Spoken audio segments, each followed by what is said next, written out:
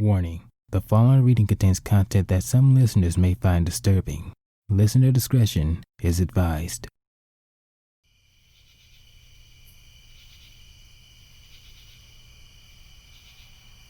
It was a cold winter's night, and the woods were deathly silent, save for the chirps of crickets and the hoots of owls.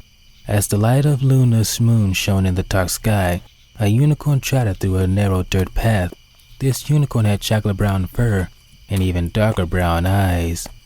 His black mane was tied in many dreadlocks, and his tail was tied in a big braid. He had a wooden cart attached to his back as it wheeled behind him.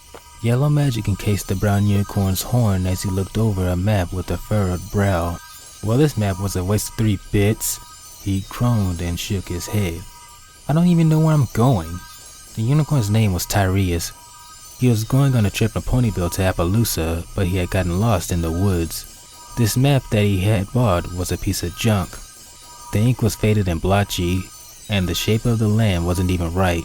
Tyrius sighed in frustration as he stuffed the map away. Fucking useless. After about an hour of wandering, Tyrius began to yawn. He wouldn't get far if he kept on going while he was exhausted. After a few minutes of searching, he found a small cave. Using an axe that he kept stored in his cart, Tyrius made his way over to some trees and started to hack away at it with his axe.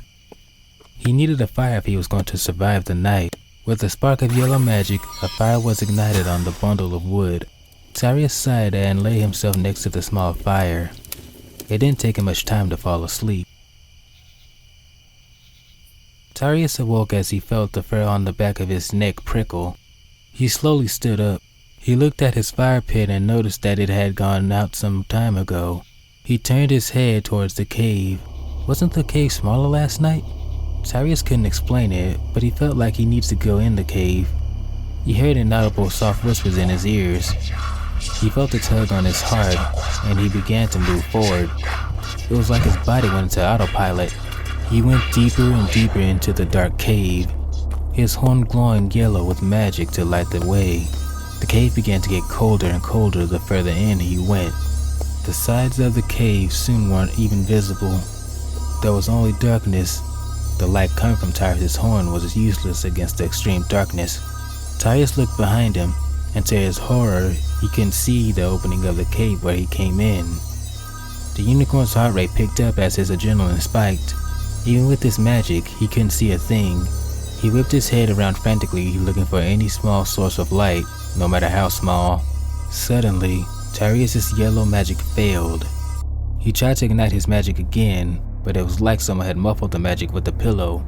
It was there, but out of reach. He began to panic as the darkness seemed to press down on him.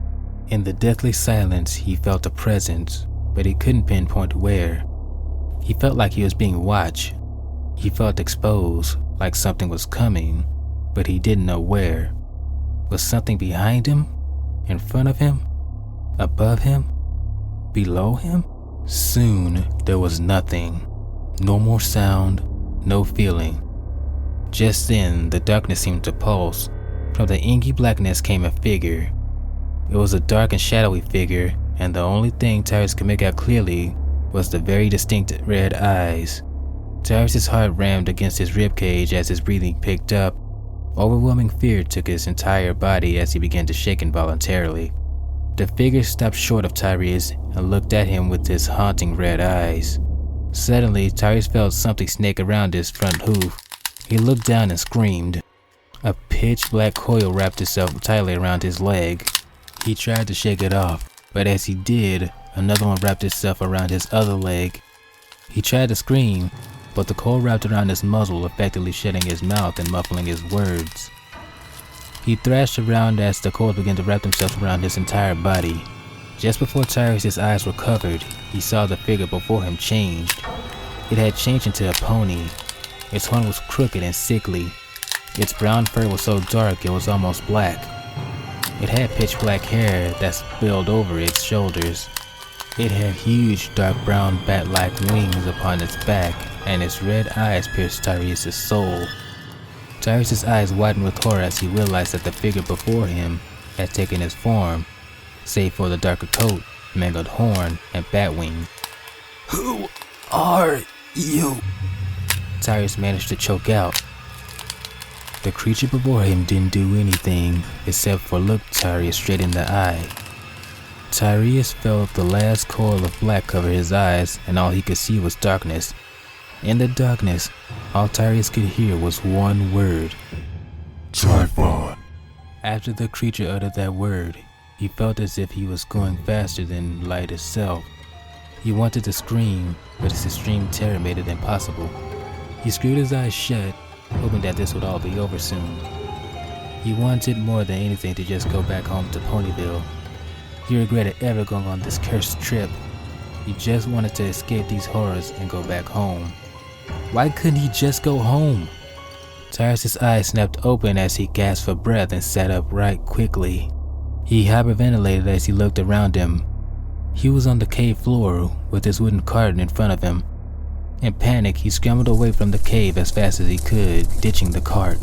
As he ran, he realized that it was no longer nighttime, but mid-afternoon. He began to slow down at this realization. He stopped running as he came across the flat plain of grass. The grass went on for miles. Tyrius sighed in relief when he realized he was out of the forest. He collapsed as he caught his breath. He tried to wrap his head around what had just happened. He didn't understand. What was that creature, and why did it look like him? The unicorn droned forward with no emotion as he tried to digest the events of last night, or at least he thought it was last night. Even when Tyrius found a town and found somewhere to stay, he still thought about what had happened.